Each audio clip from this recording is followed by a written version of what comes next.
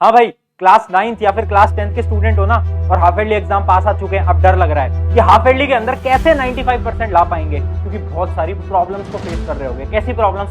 पहली प्रॉब्लम, 4 से 5 महीने अपने खराब कर दिए और अब रिग्रेट हो रहा है यार इतना सारा समय खराब कर दिया है। दूसरी प्रॉब्लम, टाइम मैनेज नहीं हो पा रहा है। अब भैया ट्यूशन जाएं, स्कूल जाएं, ऑनलाइन पढ़ें, समझ नहीं आ रहा, कौन से रिसोर्सेज को फॉलो करें समझ नहीं आ रहा। और लास्ट चीज, डर लग रहा है, बहुत ज्यादा डर लग रहा है ना कि कौन सी स्ट्रेटेजी को फॉलो करें जिससे कि हाफ ईयरली एग्जाम के अंदर हम 95% स्कोर कर सकें। तो हाय एवरीवन, मेरा नाम है Prashant, mentor of thousands of students, और ये है हमारा स्पेशल 9th और 10th का चैनल। देखो, मुझे पता है तुम्हारे हाफ ईयरली आ गए हैं और तुम्हें डर भी लग रहा है। मेरे पास बहुत सारे कमेंट्स, मैसेजेस आ रहे हैं कि भैया डर लग रहा है, समझ नहीं आ रहा कैसे टाइम मैनेज हो पाएगा। टेंशन की बात नहीं है, एक पूरी वीडियो के अंदर डिटेल स्ट्रेटेजी तुम्हें हाफ ईयरली के लिए मैं बता दूंगा। बट पहली चीज बहुत ध्यान से सुनना। देखो यार, एक माइंडसेट को अपने चेंज करो।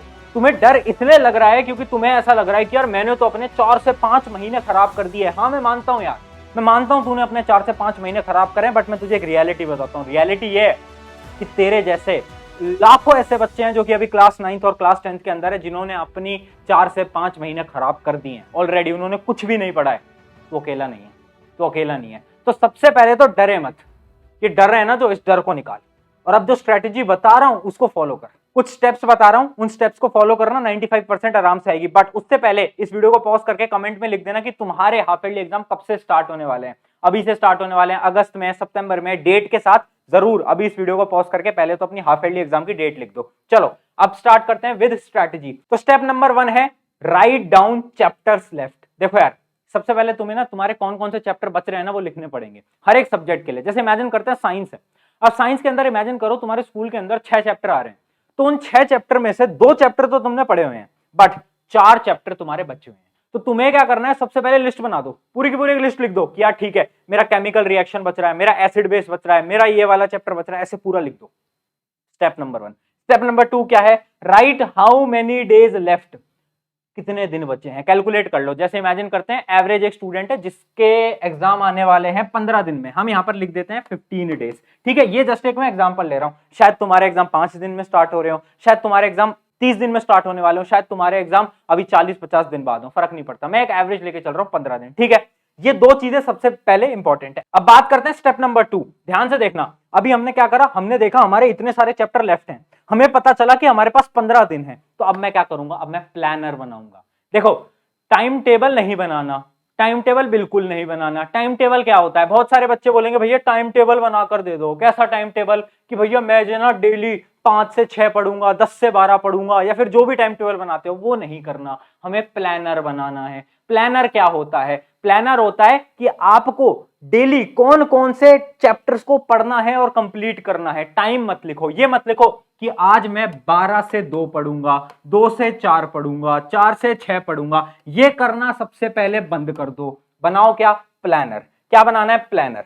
अब प्लानर बनेगा कैसे? देखो, मैं प्लानर तुम्हें बनाकर नहीं दूंगा, तुम्हें खुद से बनाना पड़ेगा, वरना तुम सीखोगे कैसे। एक एग्जांपल जरूर देता हूं। जैसे एक बच्चा है क्लास 10th का, ठीक है, तो उसे प्लानर कैसे बनाना है? इमेजिन करते हैं उसके एग्जाम में अभी 15 दिन है, तो 15 दिन का उसे प्लानर बनाना है। तो जो शुरू के 3 दिन होते हैं ना, शुरू के 3 दिन, उसमें आसान चैप्टर को लिखा जाता है। क्या बोल रहा हूं मैं? पहले जो 3 दिन होते हैं उसमें इजी चैप्टर्स को लिया जाता है। ये क्यों करते हैं? ये इसलिए करते हैं ताकि आपका इंटरेस्ट बने।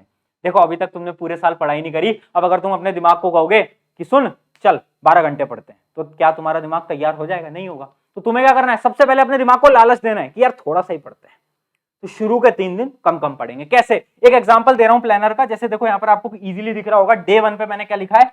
Acid base salt plus real number. ये दोनों चैप्टर थोड़े आसान चैप्टर है ना।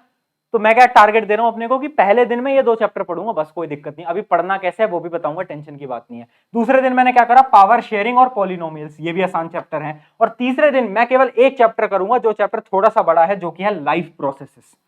अब ऐसे मुझे अपना 15 दिन का पूरा प्लानर बनाना है। जैसे जैसे दिन आगे बढ़ते जाएंगे, आपका जो टाइम है, जो आपका जो शेड्यूल है, वो थोड़ा हेक्टिक होता जाएगा। शुरू में आसान चैप्टर को डालो और बाद में चैप्टर को इंक्रीज करते जाओ। जैसे कि केमिकल रिएक्शन एंड इक्वेशन, थोड़ा टफ चैप्टर लगता है सबको, भारी चैप्टर लगता है, तो उसको बाद में करो। ऐसे तो 15 दिन का प्लानर सबसे पहले तुम्हें बनाना है। अगर तुम इंस्टाग्राम पे हो तो अपना प्लानर बनाकर मुझे टैग करना स्टोरीज के अंदर, ताकि मैं तुम्हारा प्लानर देख पाऊं और मैं तुम्हें बता पाऊं क्या इसमें कुछ चेंजेस तुम्हें करने की जरूरत है या फिर नहीं है। तो आई होप कि तुम प्लानर का कॉन्सेप्ट तो समझ गए होगे। अब बात आती है कि भैया ठीक है, हमने एक प्लानर बना लिया, अब मुझे पढ़ना कैसे है, मुझे यही समझ नहीं आता कौन सी किताबों से पढूं, इतने सारे रिसोर्सेज हैं, डर लगा रहता है, टाइम मैनेज नहीं होता। कोई दिक्कत नहीं है, वो प्रॉब्लम को भी खत्म कर देते हैं। ध्यान से देखना, ध्यान से देखना, बहुत ज्यादा इंपॉर्टेंट चीज तुम्हें बताने वाला हूं। सबसे पहली पढ़नी कैसे है, वन शॉट लेक्चर्स या फिर नोट्स को पढ़ो। समझ नहीं आया, अभी समझाता हूं। देखो यार, तुम्हारे जो सब्जेक्ट्स है ना, जैसे कि साइंस या फिर मैथ, वो तुम्हें हमेशा वन शॉट लेक्चर से पढ़ना है। वन शॉट यूट्यूब पे, यूट्यूब पे। अगर तुम्हें वो चैप्टर नहीं आता है तो यूट्यूब से पढ़ो। अगर तुम्हें साइंस का कोई चैप्टर नहीं आता है तो भाई मैंने पढ़ा रखा है, 1-1 मिलियन लोग उससे पढ़ चुके हैं, बहुत बेहतरीन लेक्चरों से पढ़ा रखा है। तुम चैनल पे जाओगे, प्लेलिस्ट पे जाओगे, साइंस के सारे लेक्चर मिल जाएंगे, देख लेना, मैंने खुद ने पढ़ाया हुआ है। ठीक है, तो यूट्यूब से वन शॉट लेक्चर देखो, साइंस और मैथ के लिए और इंग्लिश के लिए भी। और जो एसएसटी है ना, देखो एसएसटी एक ऐसा सब्जेक्ट है ना, जो तुम वन शॉट से अगर नहीं पढ़ते तो कोई टेंशन वाली बात नहीं है, तुम नोट्स से भी पढ़ सकते हो। तुम्हारे कोई कोचिंग के नोट्स हैं, किसी दोस्त के नोट्स हैं, या फिर कोई ऑनलाइन टीचर है उनके नोट्स हैं, कोई भी अगर अच्छे नोट्स हैं, अगर तुम वहां से पढ़ते हो तो एसएसटी वहां से भी तुम कर सकते हो। तो याद रखना, पहला स्टेप बहुत सिंपल सा है, हमें पहले नॉलेज लेनी है। नॉलेज लेनी है, हमें क्या करना है, लेक्चर्स देखने हैं या फिर हमें नोट से पढ़ना है। अब मेरे पास नॉलेज आ गई, अब मैं क्या करूंगा, मैं क्वेश्चन प्रैक्टिस करूंगा। बट क्वेश्चन प्रैक्टिस में एक बहुत बड़ा डाउट है कि भैया कौन से रिसोर्सेज को फॉलो करें, एनसीईआरटी पढ़नी चाहिए या फिर नहीं पढ़नी चाहिए, मैथ्स के लिए क्या करना चाहिए, साइंस के लिए क्या करना चाहिए, एसएसटी के लिए क्या करना चाहिए। कोई दिक्कत नहीं है, इस प्रॉब्लम का सोल्यूशन सुनते हैं।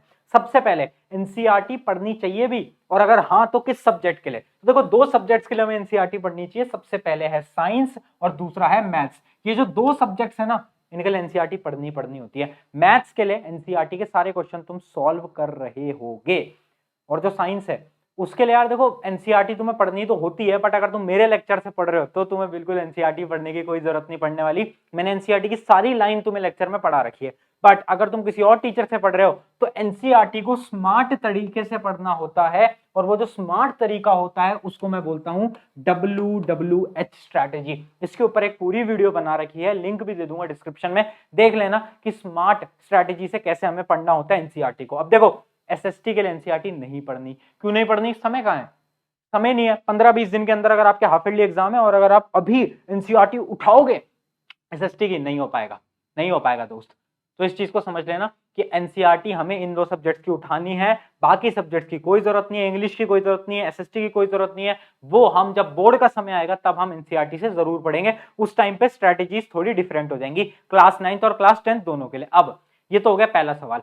दूसरा सवाल, भैया क्वेश्चन प्रैक्टिस कहां से करें, थ्योरी पढ़ ली, क्वेश्चन प्रैक्टिस कहां से करें, एनसीईआरटी एग्जाम्पलर से करें, प्रीवियस ईयर क्वेश्चन से करें, या फिर कोई और बुक से करें। तो देखो, अगर आपके पास कोई किताब है तो अच्छी चीज है, बट मेन जो रिसोर्स होते हैं ना, वो होते हैं 3 रिसोर्स। सबसे पहले होता है एनसीईआरटी जो अपनी एग्जाम्पलर होती है, दूसरा होता है प्रीवियस ईयर क्वेश्चन, और तीसरा होता है कॉम्पिटेंसी बेस्ड के जो इंपॉर्टेंट क्वेश्चंस होते हैं। तो अगर तुम क्लास 10th के लिए, तो देखो तुम्हारे लिए तो एक किताब मैंने खुद ने लॉन्च करी थी अभी कुछ दिन पहले, तुम्हें पता भी होगा, ये हमारी वन शॉट, इंडिया की पहली वन शॉट की जो किताब है वो हमने लॉन्च कर दी है। तो ये जो बुक है ना, ये मैंने एक मकसद से लॉन्च करी थी। मकसद क्या था कि इंडिया के अंदर जो बुक वाला मार्केट है इसको हम बहुत सस्ता कर सकें। तो ये जो बुक है ये आपको 299 रुपीज के अंदर केवल मिलती है, और इस बुक के अंदर सारे इंपॉर्टेंट क्वेश्चंस मैंने एक ही बुक के अंदर दे दिए हैं। ये क्लास 10th के लिए बता रहा हूं मैं, क्लास 10th के लिए बुक निकाली है जिसके अंदर प्रीवियस ईयर के अंदर जितने भी इंपॉर्टेंट क्वेश्चन है सारे डाल दिए, चैप्टर वाइज बात कर रहा हूं मैं। और उसके अलावा एनसीईआरटी के एग्जाम्पलर के जितने भी इंपॉर्टेंट क्वेश्चन है, उसके अलावा जो कॉम्पिटेंसी बेस्ड क्वेश्चन आते हैं, असर्शन रीजनिंग आती है, वो सारी चीजें एक किताब के अंदर हमने लाके रख दी। इसकी मैं लिंक तो दूंगा डिस्क्रिप्शन के अंदर, और इसकी एक पूरी वीडियो बनाई थी वो आप देख सकते हो। जो साइंस की किताब है, ये जो वन शॉट साइंस की किताब है, मैंने और संजीव सर ने मिलकर बनाई, बट हमें और भी सब्जेक्ट्स की किताब बनानी थी तो हम रुके नहीं, हमने तुम्हारे लिए और सब्जेक्ट की भी किताब निकाल दी, जैसे एसएसटी, मैथ, इंग्लिश। और आप सुन के शौक हो गए कि एसएसटी की जो हमारी किताब है वन शॉट एसएसटी की, उनके ऑथर हैं दिगराज सर, जो कि एसएसटी के बेस्ट टीचर हैं। उसके साथ साथ मैथ की जो किताब है उसकी जो ऑथर है वो है मानसी मैम, जो one of the best teacher है मैथ की। तो आपके लिए बेस्ट टीचर ही लेकर आते हैं, बेस्ट टीचर की ही किताब है, और किताब भी बहुत बेस्ट है। तो एक क्लास 10th वालों के लिए तो मैंने सोल्यूशन निकाल दिया। अब देखो, क्लास 9th वाले हो तो आपको मैं सजेस्ट करूंगा कोई बुक ले सकते हो, खरीद सकते हो, अच्छी चीज है। प्रीवियस ईयर की कोई बुक जरूर ले लेना, अगर नहीं ले सकते तो मैं जरूर ट्राई करूंगा आपके लिए भी मैं कुछ कर पाऊं। अब देखते हैं अगला पॉइंट। अगला पॉइंट क्या है, अगला पॉइंट है हमारा टिक एंड सर्कल स्ट्रैटेजी। देखो मैंने तुम्हें बता दिया स्केड्यूल कैसे बनाना है, आपको एक प्लानर कैसे बनाना है, फिर मैंने आपको बताया कि यार कैसे आपको पढ़ना है, क्वेश्चन प्रैक्टिस कहां से करनी है, एनसीईआरटी पढ़नी है नहीं पढ़नी है। अब एक लास्ट तरीका, जब तुम ये जो बुक जो मैंने तुम्हें बताई है इसमें से जब तुम क्वेश्चन प्रैक्टिस कर रहे होगे ना, तो एक टेक्निक को याद रखना जो कि है टिक एंड सर्कल।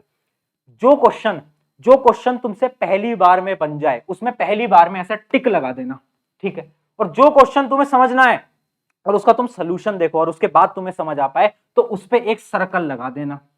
अब इससे क्या फायदा, इससे बहुत अच्छा फायदा है। जब तुम रिवाइज कर रहे होगे, अभी नहीं, हाफ ईयरली के बाद जब तुम बोर्ड एग्जाम देने बैठोगे या फिर जो भी तुम करोगे उस टाइम पर जब तुम रिवाइज कर रहे होगे ना, उस समय पर यह स्ट्रैटेजी बहुत काम आएगी। क्यों? क्योंकि तुम्हें टिक करने वाले क्वेश्चन को प्रैक्टिस करने की जरूरत नहीं है, तुम केवल सर्कल वाले क्वेश्चन को प्रैक्टिस करोगे और तुम्हारा रिवीजन बहुत आसान हो जाएगा। तो इस चीज को भी याद रखना, ये अभी से ही तुम करना स्टार्ट कर दो, जैसे जब वो बोर्ड एग्जाम आएंगे या फिर 9th के फाइनल एग्जाम आएंगे तो तुम्हारे लिए आसानी होगी। अब बहुत सारे बच्चे पूछेंगे वो वाली किताब के 9th क्लास के लिए भी है? नहीं, वो 10th के लिए अभी निकाली है, 9th के लिए अभी हमने लॉन्च नहीं करी है, ठीक है। तो आई होप कि आपको यहां तक सारी चीज क्लियर होगी होंगी। एक लास्ट चीज बता देता हूं, no strategy will work until you apply it. मेरे दोस्त मैं यहां पर आकर 4 चीजें तुम्हें दे दूंगा, मैं तुम्हें फ्री रिसोर्सेज दे दूंगा, शायद मैं एक किताब तुम्हें फ्री भी कभी किसी दिन आकर दे दूं, है ना, कभी मेरा मन हुआ कि यार 100 बच्चों को फ्री किताब देते मैं दे दूं। बट जब तक तुम खुद से मेहनत करने को तैयार नहीं हो, कोई किताब, कोई रिसोर्सेज, कुछ भी काम नहीं कर सकता, कोई स्ट्रैटेजी काम नहीं करेगी। लेकिन वो आग आएगी ना अंदर से, यार ठीक है उखाड़ना है, क्लास 10th में 95 लानी है, क्लास 9th में 95 लानी है, आग, वो फायर आएगी, ऑटोमेटिकली पढ़ाई होगी। तो हाफ ईयरली के लिए हो जाओ मोटिवेट और याद रखना हाफ ईयरली के अंदर 95 हमें फोड़ना है। फर्क नहीं पड़ता मेरे जो यूनिट टेस्ट हुए थे उसके अंदर मेरे कितने नंबर आए थे, हाफ ईयरली के अंदर मैं 95 लाने वाला हूं। ऑन दिस नोट शुक्रिया एवरीवन, और अपने हाफ ईयरली एग्जाम की डेट कमेंट करना मत भूलिए।